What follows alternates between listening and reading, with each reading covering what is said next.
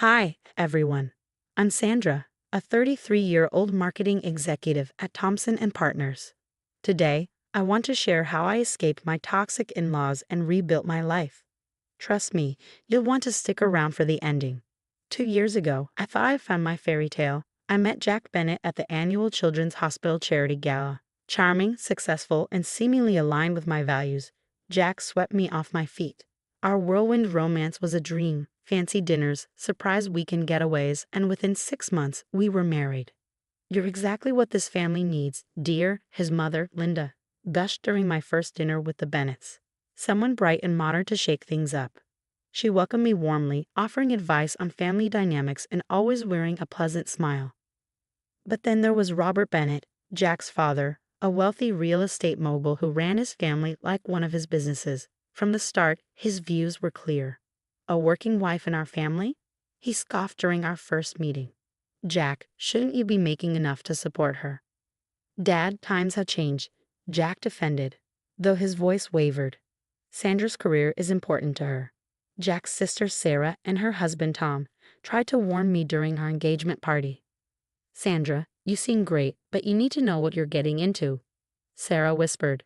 "Dad's controlling, especially with money." "He almost sabotaged my startup," Tom added.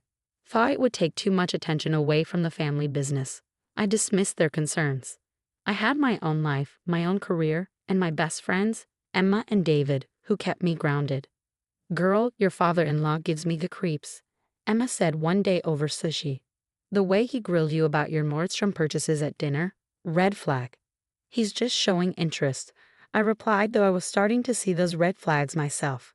Weekly dinners at the Bennett mansion became a battleground. Robert would make pointed comments about proper wives and managing households full-time. "By the way, Sandra, I noticed you bought a new car," he announced one evening. "Don't you think that's a bit extravagant for someone in your position?" "Do you mean my position as a senior marketing executive or as your daughter-in-law?" I shot back. Jack, as usual, avoided eye contact, focusing intently on his mashed potatoes. Linda would try to mediate, her smile strained as she glanced at Robert for approval before speaking. "We're just looking out for your best interests," Robert would say, his smile never reaching his eyes. After these dinners, Jack and I would drive home in silence. "He means well," Jack would finally murmur.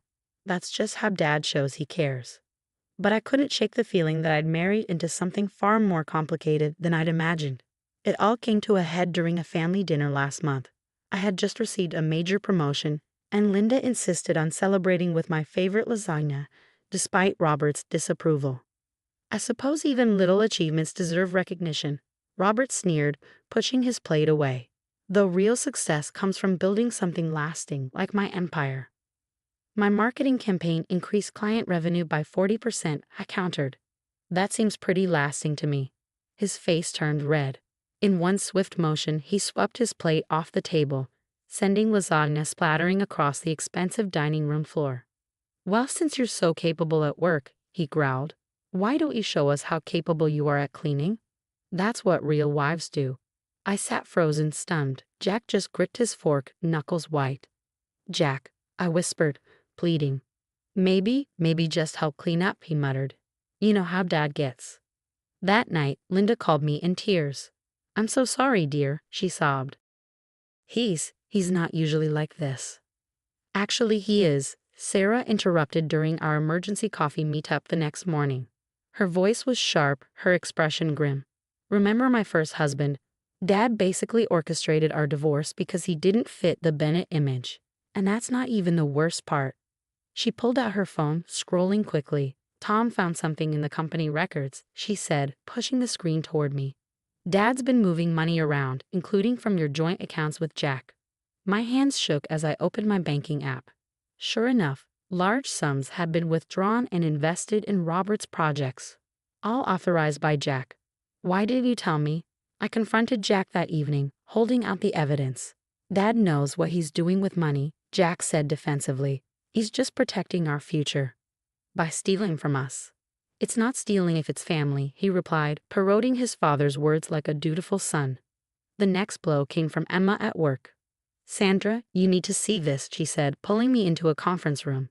She showed me an email thread between Robert and our company's board members. In the messages, Robert questioned my stability and suitability for leadership. He's been reaching out to your major clients too, David added, his tone furious. Undermining your projects. I confronted Jack again. Dad's just protective of the family reputation, he said with a shrug. Maybe if you tried harder to fit in. Fit in? Like your mother, afraid to breathe without his permission. Don't talk about my family like that. Jack snapped.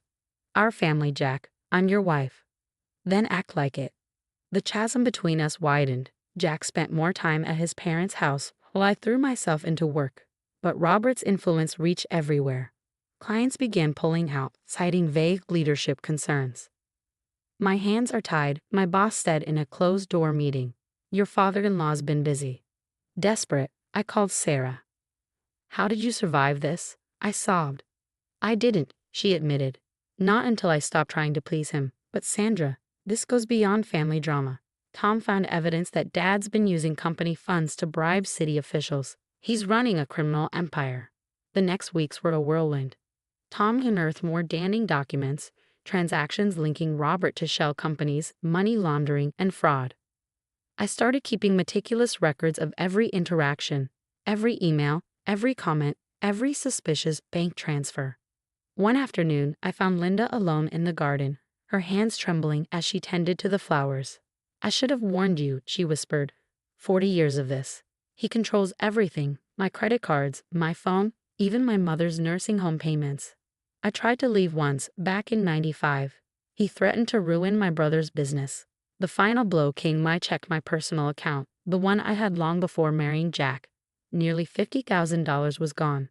I gave Dad access, Jack admitted when I confronted him again.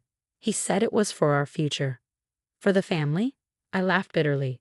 Jack, we're not the Rockefellers. We're victims of your father's ego. Everything erupted at the next family dinner. Robert was in the middle of boasting about his latest development project when I cut in. Like how you sacrificed my savings, I said, or Linda's inheritance, or the city contracts you bribed officials for. The room went silent. Robert's face darkened. You ungrateful little. I have proof, I interrupted, meeting his glare. Every transaction, every bribe, every threat. Jack, Robert barked. Control your wife. I turned to Jack, my heart pounding. Please, Jack, look at what he's doing to us. Jack stood slowly. My heart sank. Dad's right, he said. You've changed, Sandra. You're not the woman I married. No, I replied, rising to my feet. I'm stronger than the woman you married, and I'm done. If you walk out that door, Robert growled, you'll have nothing. I'll make sure of it. Actually, Tom said, stepping forward, she has everything. Copies of all the documents, bank records, witness statements. You betray family, Robert sputtered. No, Sarah said coldly. We're protecting family from you. I walked out of the Bennett mansion that night for the last time.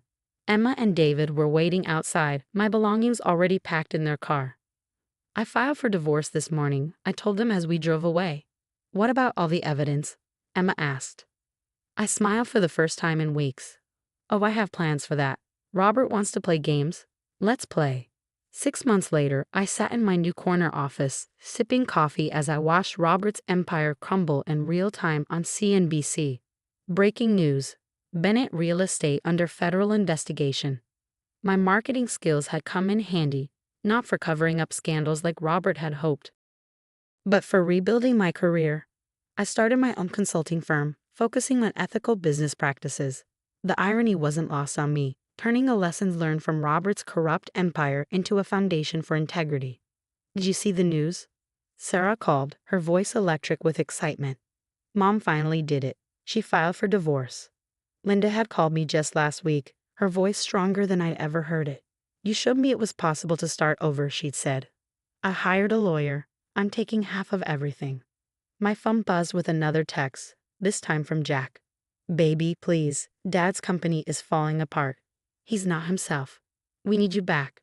I deleted it without responding. Last I heard, Jack had been fired from 3 jobs after word got out about his role in Daddy's schemes. The evidence Tom and I had uncovered was damning. Fake companies, embezzled funds, and decades of fraud, all exposed. Robert's carefully curated reputation crumbled faster than his bank accounts. Miss Carson, your 2 o'clock is here, my assistant said, poking her head into my office. Mrs. Bennett? I asked. Miss Linda Matthews now, she corrected with a smile. Linda looked years younger as she stepped into my office. She sat across from me, her posture poised and her eyes bright. I never thought I'd be starting over at 60, she said. But here I am. Will you help me sort out my finances? Of course, I replied warmly. That's what family does, real family. Later that evening, I joined my family for our weekly dinner. It was nothing like those tense nights at the Bennett mansion. Around the table, Sarah, Tom, Emma, and David raised their glasses. To karma, Emma toasted, grinning. To freedom, Linda added, her smile radiant. My phone lit up with a news alert. Bennett Real Estate CEO Robert Bennett faces criminal charges. I glanced outside where the sun was setting, painting the sky in rich hues of orange and pink. My new campaign had launched to rave reviews. My firm was thriving. Next week, I was scheduled to speak at a women's empowerment conference about financial independence and resilience. You know, Linda said as we strolled to grab dessert, I wasted 40 years being afraid. You saved me from wasting 40 more. I squeezed her hand, my heart full. Robert had tried to destroy me, but instead he'd made me stronger. He thought family was about control. He never understood that real family is about love. And love, unlike his empire, was something he couldn't corrupt. What would you do if you discovered your spouse was helping your parents steal your savings? Would you try to save the marriage or, like me, recognize the betrayal as too deep to forgive? Share your thoughts in the comments below.